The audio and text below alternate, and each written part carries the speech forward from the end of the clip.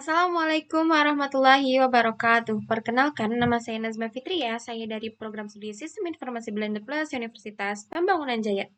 Di video kali ini, saya akan mempresentasikan laporan hasil analisis dari mata kuliah Ethical Hacking. Langsung saja kita ke videonya.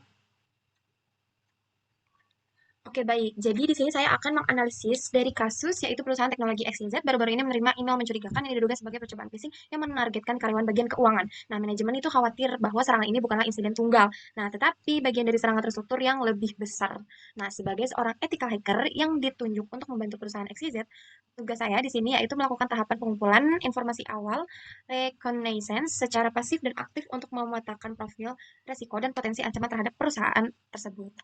Nah, jadi di sini saya akan menjelaskan langkah-langkah dalam pengumpulan informasi secara pasif, terus menyebutkan contoh-contoh alat yang akan digunakan serta informasi apa aja sih yang bisa diperoleh dari proses ini.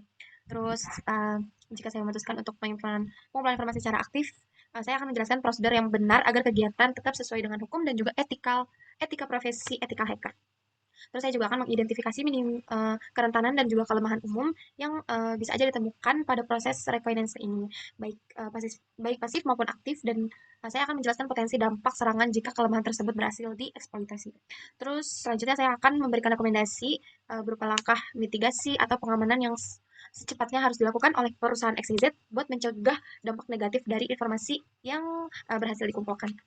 Oke, jadi di sini saya akan menjelaskan step by step bagaimana pengumpulan informasi secara pasif. Nah, informasi pasif ini dilakukan tanpa adanya interaksi langsung nih sama sistem target tertuju. Tujuannya buat apa? Yaitu ngumpulin sebanyak mungkin data-data publik yang tersedia buat membangun profil risiko perusahaan XYZ.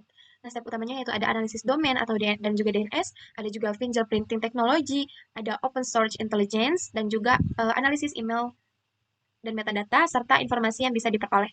Nah, analisis domain kayak manfaatin seperti WIS supaya bisa tahu nih informasi pendaftaran domain kayak register, tanggal pembuatan dan juga kontak teknis. DNS dumpster atau security trails buat matain subdomain yang mungkin terbuka. Terus open source intelligence, jadi lakuin research di media sosial, forum, dan juga repositori publik kayak GitHub atau LinkedIn. Nah, ini buat nemuin informasi karyawan, struktur organisasi, serta kebocoran kredensial. Terus di sini juga stepnya ada analisis email dan metadata. Kayak ngecek nih pola alamat email perusahaan yang bisa digunakan untuk spear phishing-nya. Nah, terus melihat metadata dokumen publik kayak PDF atau Word yang mungkin mengandung informasi internal. Terus ada juga informasi yang bisa diperoleh yaitu struktur organisasi dan nama karyawan bagian keuangan, subdomain aktif yang mungkin belum terlindungi, terus versi perangkat lunak yang rentan, serta pola komunikasi email yang bisa dimanfaatkan penyerang. Nah, yang kedua yaitu proses pengumpulan informasi secara aktif. Nah, kalau aktif berarti kita harus interaksi langsung nih sama sistem target, kayak melalui port scanning atau vulnerability scanning, supaya tetap sesuai sama hukum dan juga etika profesi. Yaitu dengan izin resmi, uh, semua aktivitas wajib berdasarkan kontrak tertulis dengan perusahaan SIZ. Terus ruang lingkupnya juga harus jelas, sistem mana yang boleh diuji, dan metode apa yang harus diperbolehkan. Terus metodenya aman, kayak menggunakan alat seperti Nmap untuk pemetaan port dan juga layanan, Nessus, dan lain-lain. Terus dokumentasi transparan, ini penting banget, semua langkah itu dicatat supaya bisa dipertanggungjawabkan nantinya. Terus hasil pengujian dilaporin tanpa melakukan eksploitasi penuh. Terus etika profesi, tidak tidak menyalahgunakan data yang ditemukan, tidak juga melakukan serangan destruktif atau mengganggu operasional perusahaan. Terus di sini ada identifikasi kerentanan umum.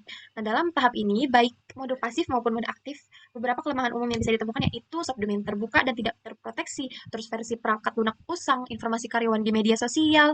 Nah, itu beberapa kelemahan yang bisa ditemukan. Dampak dari subdomain terbuka atau tidak terproteksi yaitu penyerang bisa aja nih nemuin aplikasi internal yang tidak diawasi lalu mengeksploitasi celah keamanan. Contohnya itu subdomain finance.xyz.com yang tidak menggunakan autentikasi kuat. Terus versi perangkatnya sudah lunak, versi perangkat lunaknya sudah usang. Dampaknya server atau CMS dengan versi lama rentan terhadap exploit publik.